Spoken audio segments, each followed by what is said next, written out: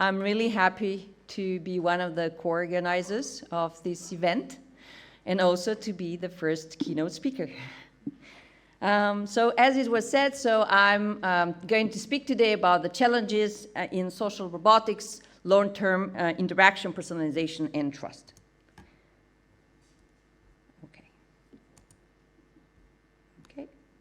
Okay, so maybe some of you knows already, I know that some of you knows me already, and that you know that I'm focusing on social robotics and socially assistive robotics. So in this context, what we are trying to know, and we know that there are large and growing subpopulation of users that need like dedicated and trained care. So what we try to do is to have these intelligent, human-centered robots that are capable to help us in our daily activities and to help us in to provide the customized interaction and help. So this is the big picture. This is what we will try to do. Okay, so what are the motivations? So we know that there are like a lot of, we want to improve the quality of life of different vulnerable populations. So there are the elderly. We know that in 2050, it is expected to have 3 times more people over the age of 85 than there are today. There are people with cognitive and physical impairments, and we also have people in rehabilitation, for example, after a stroke.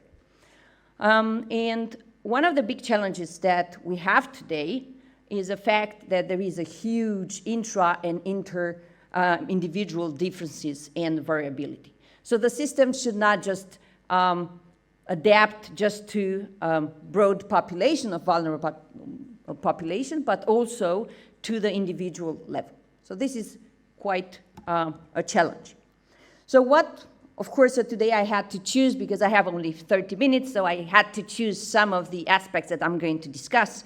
So I wanted to focus on the user profile and show how important it is.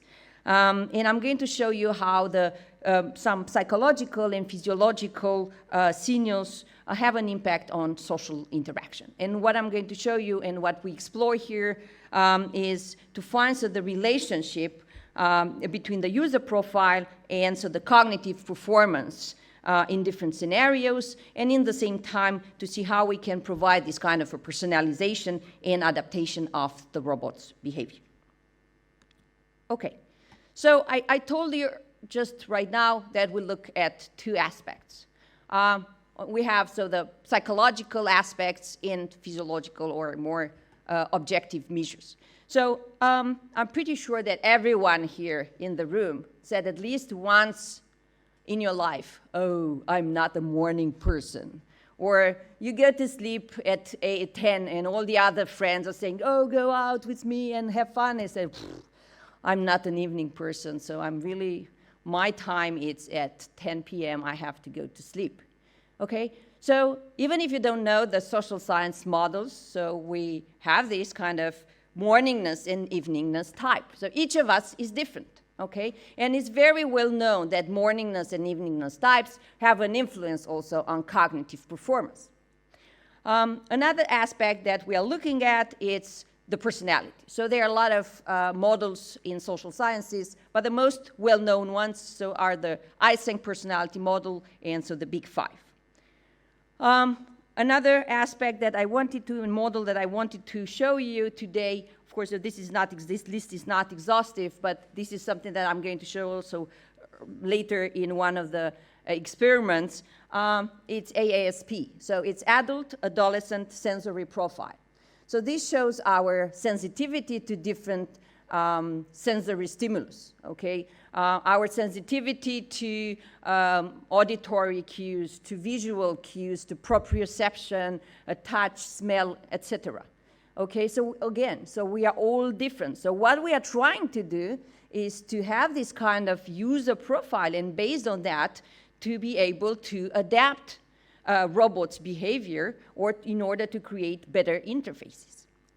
And last but not least, I see here my student also, so we have, humor is something that in the last 3 years we focused a lot, and so this is a work of one of my PhD students, Heng Zhang, so he's going to show you also in the demo today. So we also have different types of humor style, okay? So we are not all equal, not even in producing humor, but not also for understanding. And we know very well that, for example, humor, it's a very good social facilitator. Okay, so we had these psychological models, but we have also other ways, more objective. We use sensors. I'm not going to enter into details today, but we have thermal cameras. We measure like blinking or GSR and many others, so the activity of the users, and all these in order to know the internal state of the users, but also so the cognitive performance, the cognitive load, and the emotional state. Okay, so I'm going to present you only two of them today. So first of all, so the temperature. So this is something that we focus now, I think in the past 10 years, we focused on temperature, and I think it's something really very important, especially in the way of how we do social interaction. So I really like this picture, so you're going to see, so on your right, my right, so you're going to see, so a facial face with the blood vessels that are crossing our face, and the temperature is increasing or it's decreasing based on the vasodilatation or vasoconstriction of blood vessels. And so they are in what we are doing, so our computational model and what we are doing, it's extracting these, there are different regions of interest where these blood vessels are more intense. So we have, so the forehead, we have the cheeks, the nasal and perinasal areas, and you have the chin and so the mouth area. Okay? So here, very quickly also, based on the temperature, this is something that we have worked on and found in the past few years. We also was able to model so the emotional state of the user based on the temperature. For example, if someone is guilty, we can find decrease in the temperature in the tip of the nose. Also, I'm pretty sure that everyone, I think that there is no exception. At least once in your life, when you were embarrassed, you feel like all the heat going up and just like become red, okay? And you knew that you're red.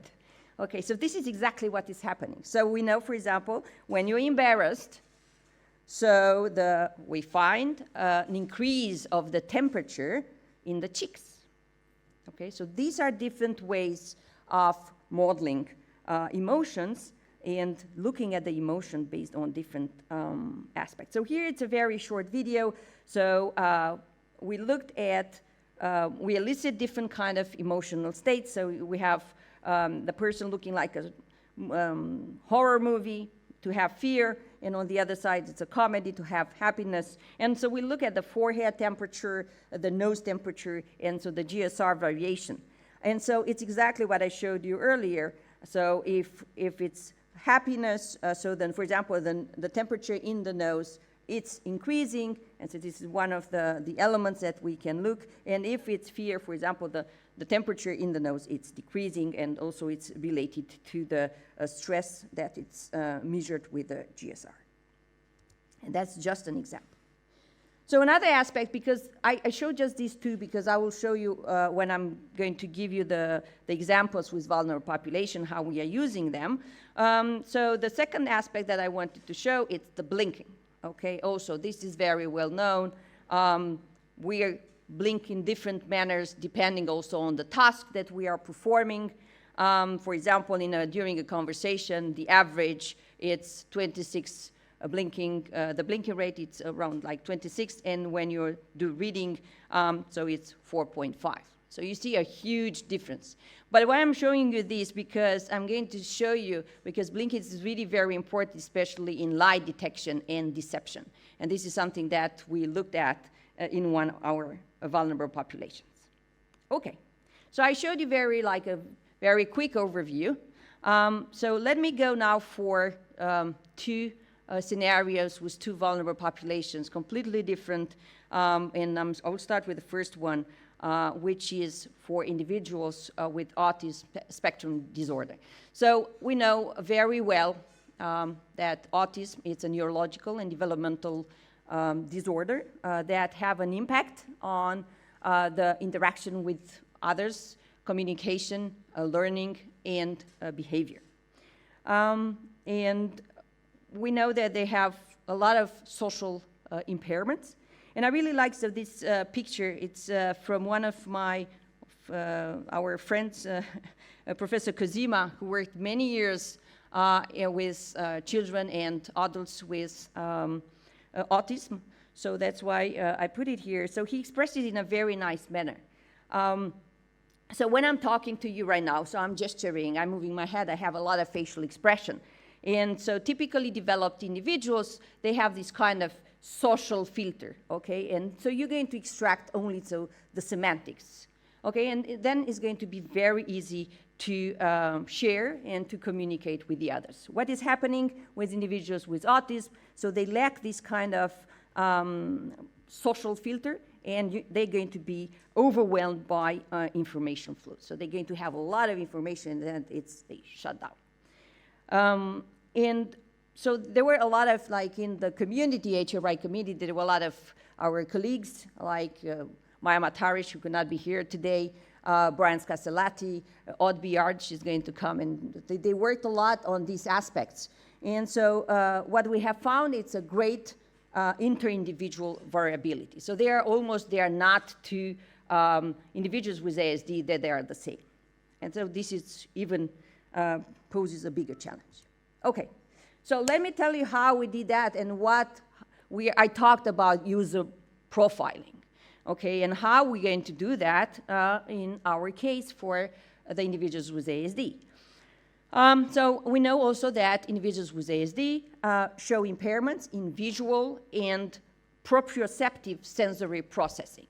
What does it mean, proprioceptive? So it refers to the representation of body parts and the movements, okay? And we know also that these impairments in visual cues and proprioceptive sensory processing have an impact, a negative impact, on interaction and communication with others, okay? So we see this kind of link. So that's why, as I said it also at the beginning, when we look at how you can model the user, we try to define the proprioceptive and visual profiles for individuals with ASD.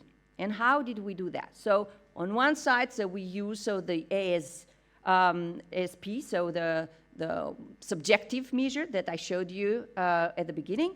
And after that, we also used an objective measure where we try to assess the individual's capability to use proprioceptive inputs provided in dynamics of balance and to reduce visual dependency. And how did we do that? We used the virtual room rolling at 0.25 hertz from line of sight with an inclination of 10 degrees. So let me show you here a video, a very short one, that is going to show you how we did that. So this is the virtual room that is going to roll and have an inclination of maximum 10 degrees. And so the participant is staying on a forced platform in front of the virtual room. And we have three conditions. The first condition, you see that the person is stable position, and it's static virtual room. And when you do that, so there is small variation of the center of pressure. And so that means that it's not driven by the stimulus. So the second condition is you have a stable position on a forced platform, and so the room is rolling. And you can find like small variation of the center of pressure, and also this is not driven by the stimulus. And the third one, it's called a Romberg-Tamberg position, so one foot in front of the other one, so the position is not stable, and there high variation of the center of pressure were found, and so this was driven by the stimulus. Okay, So based on that, so we had 30 individuals with autism that participated in our study, and this was a long study. This was 1.5 years, everything that I'm going to show you here. So it's a long-term interaction with the same individuals. So we had also children and also young adults. And based on what I've just shown, so we were able to have two groups. One where the participants showed an over-reliance on proprioceptive cues and hyperreactivity to visual cues. And so the other group where they showed hyperreactivity to proprioceptive cues and over-reliance on visual cues. And what is really very interesting about that, it's the fact that people from group G1 that have an over-reliance on proprioceptive cues have more difficulties in social interaction and emotion recognition, for example. Okay. So, as it was said, so this is, we define the profile. This is how we define their profile, like the sensory profile. And so based on that, it is very well known in the literature that individuals with autism have difficulty, like, for example, in emotion recognition, imitation, and initiating imitation. And so these are the two aspects that I'm going to show very fast. We wanted to see what is a relationship between emotion recognition and user sensory profile as we defined it. We took like four very simple emotions because these are emotions easy to understand to individuals with ASD. And these were anger, happiness, fear, and sadness. We took 4 embodiments. So we had 2 robots. So we had now robot, xenorobot, an avatar, and a human. And we also had 3 conditions that we looked at, like facial only, body only, and facial and body. So based on that, of course, what we found is that visual and proprioceptive profiles can predict the emotion recognition scores. And of course, the children from group G1 that have an over-reliance on proprioceptive cues had the lowest score in comparison with the children that have an over-reliance on visual cues. And also the children that relied more on facial features than on body features, and this was different with respect to the other group. We also found that the adults, because I told you we have young adults and children, showed the recognition score around 25% in each condition. So we are sure that the results that we obtain is not just based on our interaction with long-term interaction, but it's also the activities that are given in the center at younger ages. And of course, we cannot, because the subject pool is very small, so we had only 30 participants, we cannot generalize, but this is something that we are still pursuing and that we are looking at. As I said, so imitation, we looked also at the imitation, and so the user profile as we define it, and we know that imitation is really a precursor of social cognition.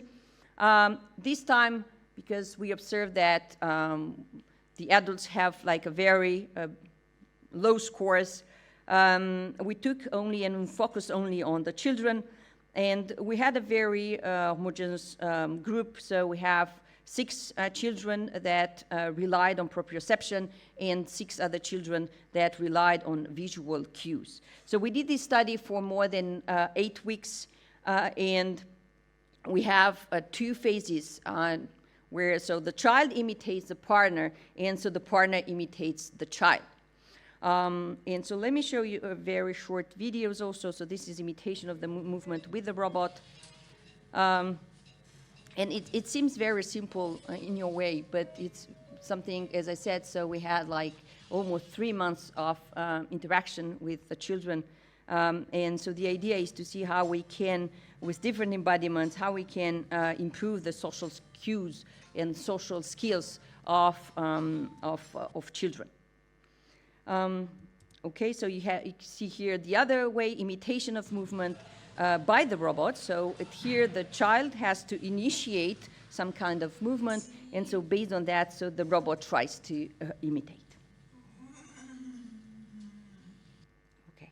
So here also what we have found is that children with an over-reliance on proprioception struggle more to imitate the partner, struggle more initiating movement for the partner to imitate him, her, and show slower improvements than all the others.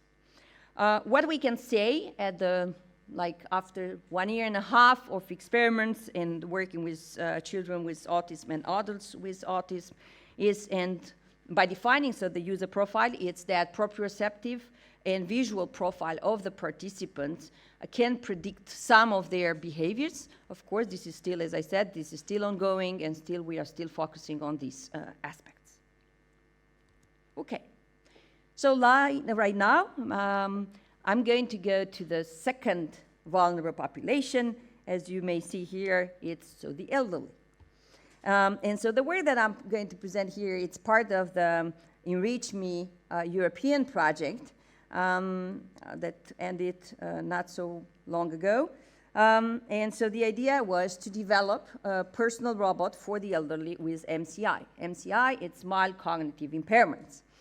And so the idea was to see how we can have this kind of robot in the house with the elderly in order to keep them as long as possible in their own home environments and in an independent, to remain independent as long as possible. So the robot, this is the AGA robot. You're also going to see it outside in the hall doing something else. But in the project, so the goal was to have reminders for health-related tasks, medicine intake, doctor appointments, but we have also cognitive stimulation, so different games, and also telepresence platform for remote caregivers. As I said, because this was a European project, we had the chance to test the robot for long periods of time in different sites. So the robot could act and interact with people and participants in Greece, Poland, and UK. So again, I just wanted to show you some of the difficulties and some of the aspects that we wanted to focus on. So one of them is users' activity recognition. Because we are talking about human-robot interaction, so we want something that is fast and that goes in real time. And so we wanted to see how accurately can we detect actions and can the activity recognition system run in real time. And also, of course, so you're never going to have a rate of recognition of 100%. So what is, what is the impact on the user's trust in the robot's capabilities? So we have different, so before going on site, before, of course, like everyone else, so we are testing it in the lab. And one of the problems that we have today, so that the data sets, that the existing data sets, they are not tailored for the vulnerable populations. One of the tasks is like to detect is to fall on the ground. So we could not ask our elderly just fall on the ground for me to have my data set in order to do it. So that's why I'm very happy, and I would like to thank to my my students who did a very nice fall on the ground, like in the movies, in order for me to have the data set. At the end, so we had this, so you can see here my student falling on the ground in a very natural manner. We have this 74% of successful recognition. This is something that we are still working on, and that we try to improve to see how we can change also the trust in the system with the users when the robot is doing a mistake. Okay, so I said it earlier, why I'm looking also, of course, at the temperature and also at the blinking. What we are also in these projects, what we looked at detecting deception, and this is something crucial in social assistive robotics, especially when we try to check the patient status and progress. And so, for example, we have to be sure I've seen many European projects, for example, and other projects like we have to be sure that the elderly are taking their medication or they are respected any interdiction like diet, food diet interdictions. And you know very well maybe that the elderly sometimes they don't want to take the medications. Oh, I don't want to. Or, oh, I'm going to eat some French fries even if my cholesterol is very high and things like that. So again, so I'm pretty sure everyone knows Pinocchio's story, correct? What is happening in Pinocchio's story? When Pinocchio is lying, the nose is growing, okay? So what we have here, it's called Pinocchio syndrome. So what is happening? When we are lying, the temperature in the tip of the nose, it's increasing. So this is something that we looked at.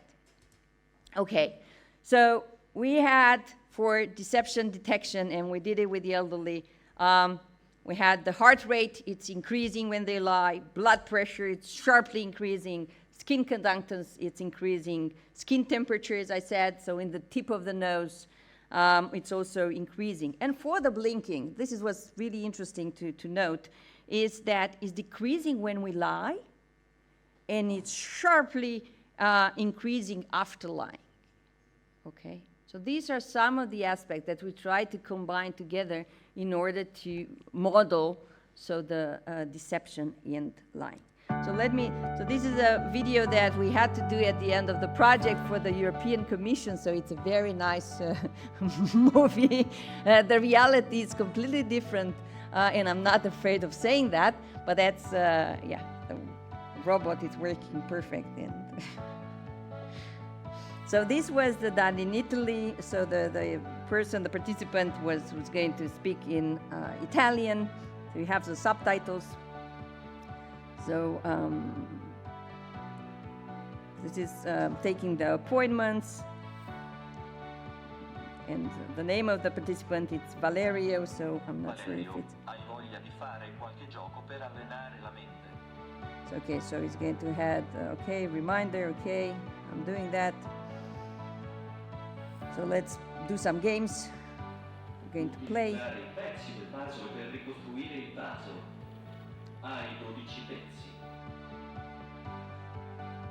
This is the cognitive stimulation.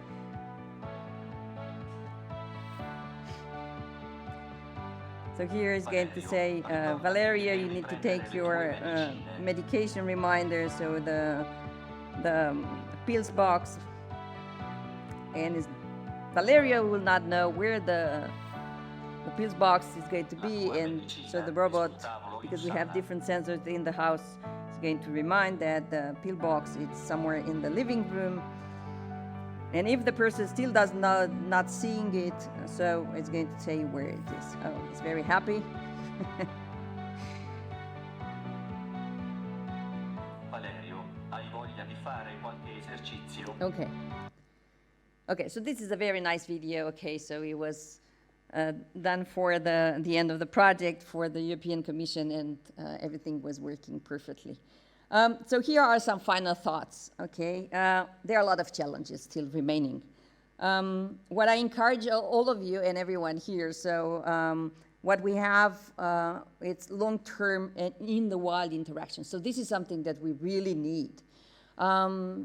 When you go outside of the lab and just do any kind of experiments, you're going to face many other challenges that you never could imagine. Okay, so this is also very important.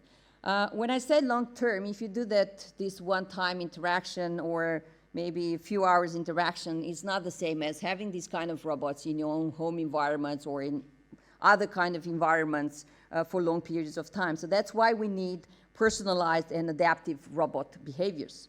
As I said it also at the beginning, we have this, and this is needed because we have this kind of inter and intra-individual differences and variability. And what we want is to have this kind of adaptation.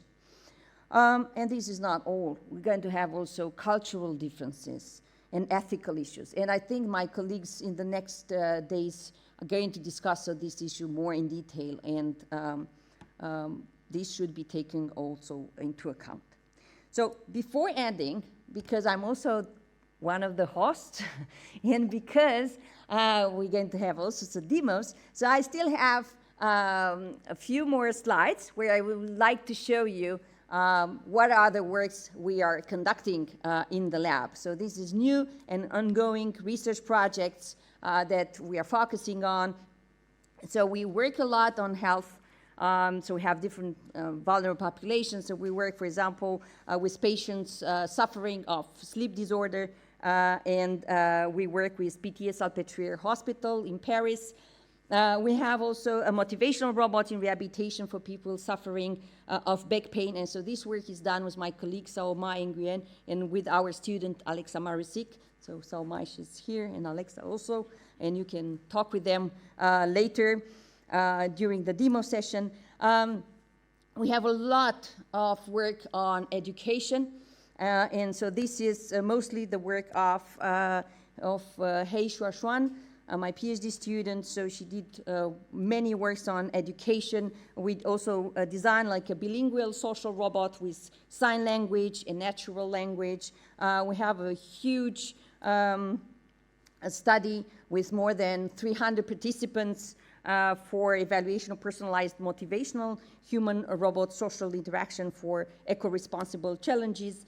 And with my colleague, Ioana Ognarescu, that I see here in the room, and Hey, we also conducted a post-COVID experiment in the Strat Design School, and where we did a comparative analysis of different robots and to see how this is working in class. We're also working on driving behaviors, and so this is the work of my student Shangwan that you can see. He has a very nice demo later today.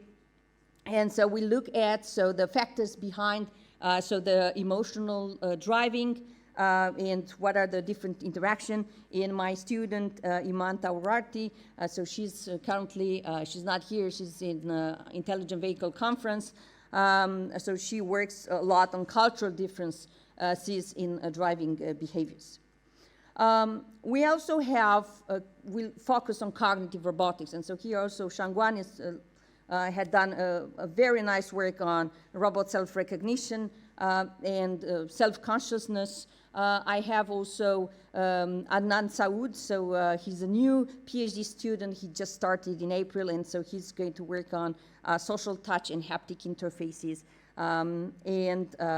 We have also, as I said earlier, Heng Tsang, that he's working on humor in robots, and he has a lot of work that has been done, and it's really interesting to see.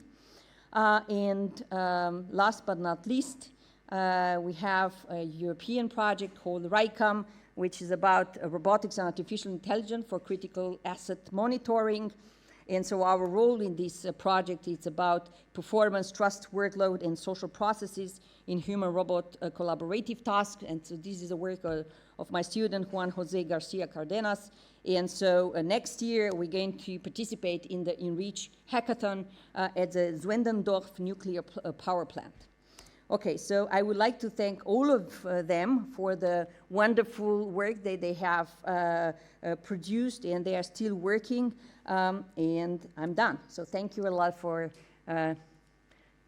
being here, and if you have any question, I'm ready to answer that.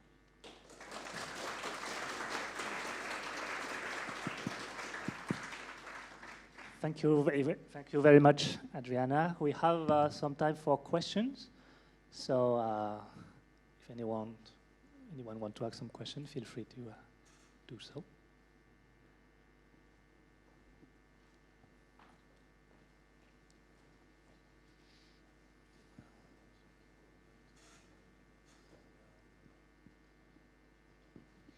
Thank you, Adriana. It was very insightful. I'm not an expert, so very simple question, if I may. On the first experience with the children, Group 1 and Group 2, yes. it might seem that the hypotheses were quite like intuitive. But you demonstrated through the experiences, right? Yes.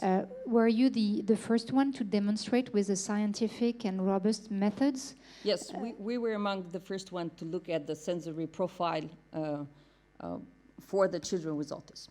Yes. Thank you.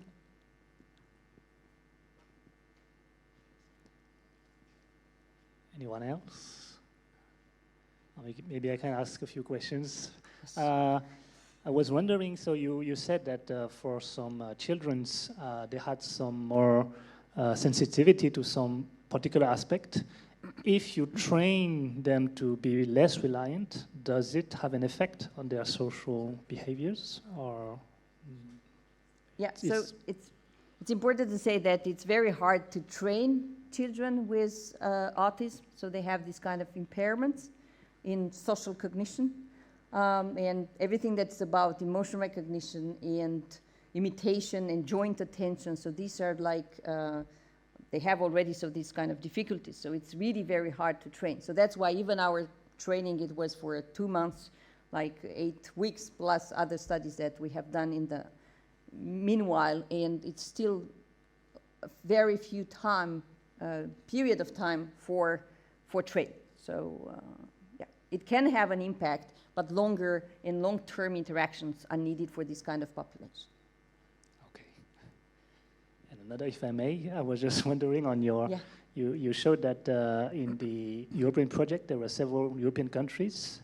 Even if it's within Europe, did you already see some different interaction between the people and the robots, or in terms of cultural differences, in terms of acceptance of robots? Yeah, we found different cultural differences between, for example, UK, elderly, and Greece. Yeah, so they're more to to be exploited in the next parts. Hi, thank you for this presentation.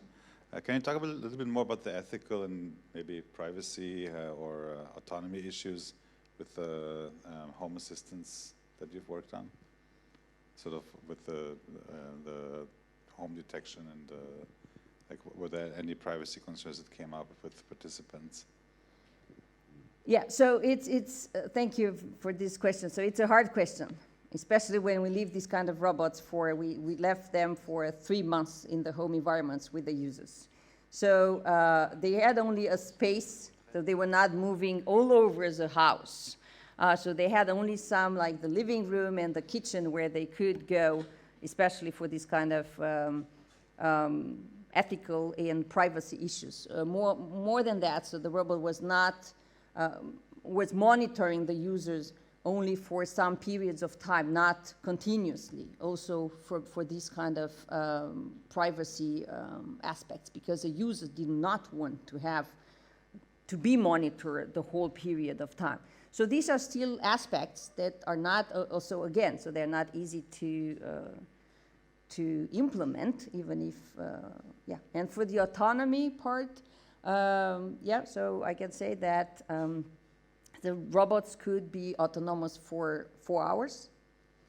And after that, so they had to recharge, and that took longer than sometimes than the 4 hours. So yes, so there are still a lot of challenges for putting these kind of robots in the environments, in the wild, with ecological, let's say, environments with humans. Okay, thank you for the nice talk, and I have a question. I was very impressed by the fact that by measuring the temperature, we can help to recognize the emotions for the autistic people. And the question is, for example, could we incorporate such kind of system in something as a Google Glass and help basically to autistic people to integrate in society by helping them to recognize emotions in the real time, here and now? Because, it's a problem for them, I guess. Yeah, so again, so something about the children with autism in general, so they do not want to wear, so it's very hard for them to wear any kind of devices. So our device, so it's a camera, so it's a non-invasive sensor. So that's something that can be used and it's acceptable. But for any kind of like bracelets, glasses, or anything, so it's very hard to use these kind of devices for individuals with autism.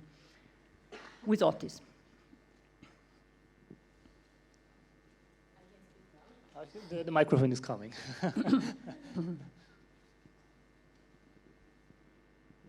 Thank you for the talk.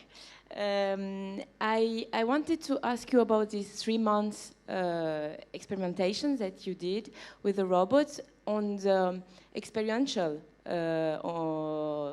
benefits. What these people told you is that they had like the most interesting things to be experimented with the robot. So besides all the functionalities, Yes. yeah.